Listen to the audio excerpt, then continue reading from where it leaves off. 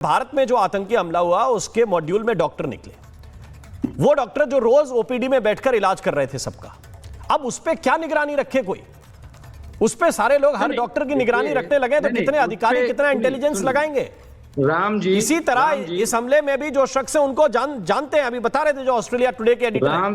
राम जी पुलवामा में क्या था? कौन थे? पहलगाम में कौन थे? अरे सिडनी में कौन है सर? इसकी तो बात कर लीजिए।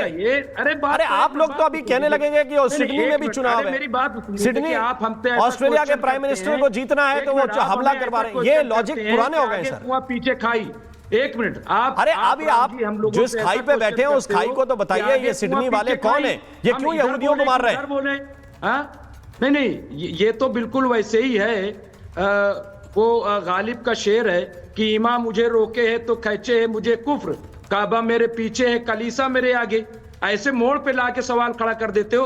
अरे भाई आप ये बताइए, जो डॉक्टर है उनकी कोई हिमायत नहीं कर रहा है, आतंकवाद की कोई हिमायत नहीं कर रहा है, लेकिन ये सवाल कि चलिए हॉस्पिटल में आप न चेक कीजिए, लेकिन लाल किले तक कैसे पहुंच गया? आरडीएक्स 300 किलोग्राम कैसे आ गया?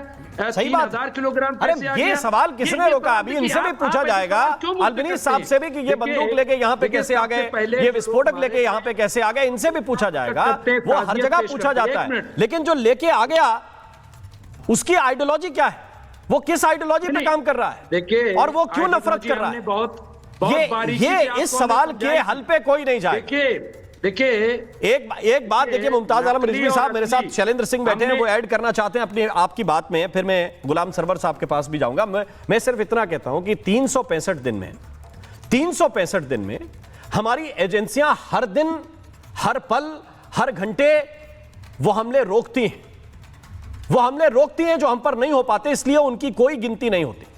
जो एक हो जाता है उसके बारे में आप हाथ पकड़कर पूछ लीजिए बीएसएफ के अधिकारियों को, सीआरपीएफ के अधिकारियों को, आर्मी के अधिकारियों को वहां पकड़ के पूछ लीजिए और 100 बार पूछिए, वो जिम्मेदार है नहीं पकड़ना। लेकिन शैलेंद्र सिंह जी इस पर रिस्पॉन्ड करना चाहते हैं, उनकी बात जरा सुनिए। हमारा कहना ये, मुमताज भाई 1 सेकंड लगाएंगे। कर्नल साहब जी, आप मेरे को अच्छे से जानते हैं, इसलिए मैं आपकी तरफदारी करूंगा। कर्नल साहब आपका स्वागत है। आपकी तरफदारी करूंगा, मैं आपकी तरफदारी। नहीं, अरे आप देश की तरफदारी कीजिए हमारी। सर मेरी बात सुन लीजिए। सबसे बड़ी बात जो शायद आप कहना भूल गए, बड़े दुख की बात है कि ऑस्ट्रेलिया में इस तरह का टेररिस्ट अटैक होना चाहिए, और वो भी उससे ज्यादा दुख की बात है एक फेस्टिवल। नहीं, मैंने कहा, आपने नहीं कहा, मेरे को सुनाई नहीं दिया, मुझे सुनाई नहीं दिया। आपने सिर्फ ये बोला कि जनरल बख्शी ने जो कहा, आप जनरल बख्शी से एग्री करेंगे लेकिन अपने आप नहीं बोलेंगे। लेकिन फिर भी आपने कहा ना कि हम हिमायत नहीं करते, आप हिमायत नहीं करते, वो तो मैंने सुन लिया। आप उसे कंडेम भी तो नहीं करने को तैयार हैं। उस हिमायत के बाद आप ये भी सवाल उठाने के लिए तैयार हैं कि सिक्योरिटी एजेंसी क्या कर रही थी? आपका कंसंट्रेशन सिक्योरिटी एजेंसी पर है या टेररिज्म पे है? भाई साहब मेरी बात मान लीजिए, मेरे से बढ़कर मुसलमान आप हो नहीं पाएंगे। मैं अपनी रेजिमेंट का मुसलमान हूँ, आपसे ज्यादा मुसलमान मैं हूँ, मेरी रेजिमेंट है। आप कृपया कर ये मुसलमान वाली बात जो आप करने के बात कर रहे हैं, ये आप गलत कर रहे हैं। बोलिए इस लाइव शो के अंदर कि गंदा है वो मुसलमान जो इस तरह का काम करे। आप बोलने की ताकत रखिए। जो बात कर रहे हैं जनरल साहब वो यही कह रहे हैं, उठिए, अपने कॉन्शियस को जगाइए, इंसानियत को जगाइए। आप मुझे एक रीजन दे दीजिए कि आप क्यों ढूंढ रहे हैं कि सिक्योरिटी एजेंसीज ने क्या किया। अरे पहलगाम में सिक्योरिटी एजेंसी ने क्या किया वो सेकंड बात है। ज्यादा बड़ी बात यह है कि आप हिमायत तो कर ही रहे हैं जब आप सिक्योरिटी की बात कर रहे हैं। क्यों आप में हिम्मत नहीं है ये बोलने की कि वो मुसलमान गंदा है, वो अपने मुसलमान रीजन का गद्दार है, उस रिलीजन का वो है ही नहीं जो इस तरह का काम करे।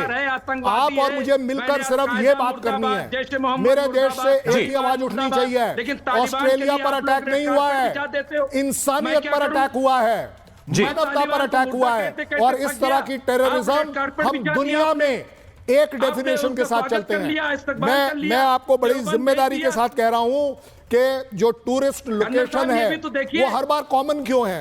आप एक बात बताइए, ये टेररिस्ट अगर इतना जाबाज है तो ये जो हथियार है ये लेकर मेरी पोस्ट पे क्यों नहीं आता? है हिम्मत इसमें मेरी पोस्ट पर आने की? ये इस तरह की जगहों पर क्यों? क्योंकि ये कायरता है, ये मुसलमान का कैरेक्टर नहीं है।